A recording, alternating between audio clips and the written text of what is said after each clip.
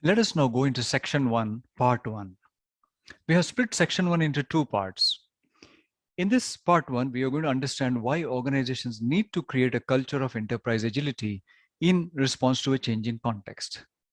From 33 questions, 10 questions will be from this section, meaning from this portion of the syllabus. We will cover the following in this section made up of part 1 and part 2. VUCA and the increasing pace of change, increasing role of technology and tech shift. Key concepts such as disruptor, delta, value, enterprise agility, distinguishing between agile and agile, the uppercase agile and the lowercase agile.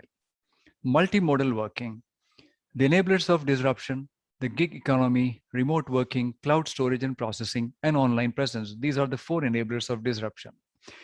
Understanding the delta, which means the nature and the effect of the threat gap. Also, the traditional response to change, run the organization, RTO, change the organization, CTO, and the need to align them. Benefits and barriers to enterprise agility, and the path to value made up of output, outcome, benefit, and value. Some of these will be covered in part 1 and the rest in part 2. We begin by explaining the increasing pace of change and the increasing role of technology, including VUCA and the tech shift. VUCA and the increasing pace of change. Shortly, we're going to understand what VUCA is. The concept of VUCA came from the Army War College, 1987 onwards. Organizations have always been subject to continual change. This is historical, and there are many diverse, dynamic, and conflicting drivers sometimes, such as technological innovations, working practices such as outsourcing and mergers and acquisitions, increasing demand from regulatory and legal bodies, changing governing parties and/or policies of the organization.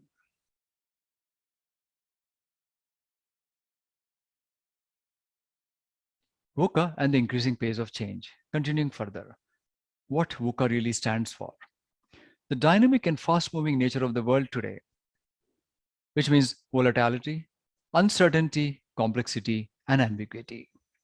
That is what VUCA stands for. Let us understand the meaning of all the four. So VUCA is based on two questions. How well can you predict the result of your actions, and how much do you know about the situation? So it's possible that we know everything about the situation and we can fully predict the results of the actions taken to respond to the situation. On the other hand, we may not know anything about the situation and we may not even able to predict the results of your actions when responding to that situation. Therefore, this is how VUCA needs to be understood. So volatility first, the nature, speed, and dynamics of change that organizations face means that those changes can be more frequent and far more significant than anything previously experienced. What this means is the challenge is unexpected or unstable and may be of unknown duration, but it is not necessarily hard to understand because knowledge about it is often available. For example, price fluctuates after a natural disaster takes a supplier offline. In such cases, the approach could be to build in some slack, some extra resource capacity for preparedness for such a disaster situation. For instance, keep extra inventory or overbuy talent or resources. These steps are generally expensive. Therefore, the investment to deal with such situations should match the risk of the situation, of the volatility that is. Uncertainty. Uncertainty where a lot is known about the situation, but the results of the actions cannot be predicted so well.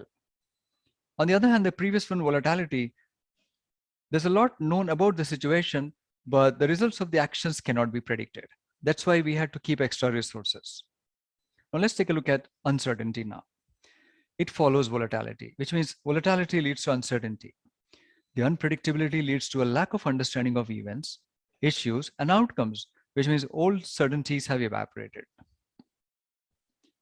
So despite a lack of other information, the event's basic cause and effect are known Change is therefore possible, but not a given. An example of uncertainty could be a competitor's pending product launch muddies the future of the business and the market.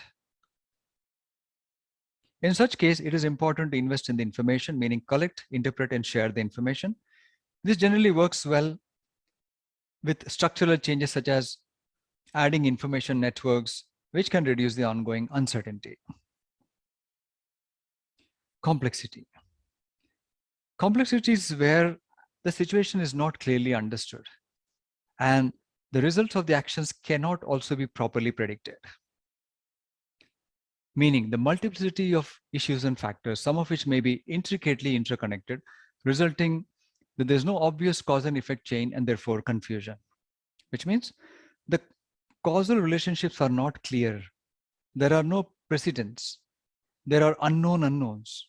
For example, the organization decides to move into immature or emerging markets or to launch products outside their core competencies. So means that the organization is experimenting. So it is important to experiment in such situations where there is complexity. Understanding the cause and effect requires generating hypotheses, experimenting, and testing them. Design your own experiment so that lessons learned can be broadly applied. Then we have ambiguity. In ambiguity, not much is known about the situation, but the results of the actions can be well predicted. The lack of clarity and the difficulty of understanding exactly what the situation is can result in a haziness of reality. We now live in a world where we have concepts such as alternative facts and fake news, which means that the situation has many interconnected parts and variables. Some information is available or can be predicted, but the volume or nature of it can be overwhelming to process. For example, an organization is doing business in many countries, all with their own unique regulatory environment, culture, tariffs, etc. In such a case, restructuring will be very helpful, or bringing on our developing specialists and to build up resources adequate to address the complexity.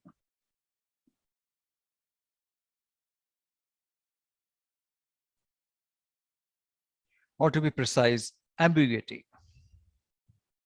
So that makes up the four VUCA: volatility, uncertainty, complexity, and ambiguity.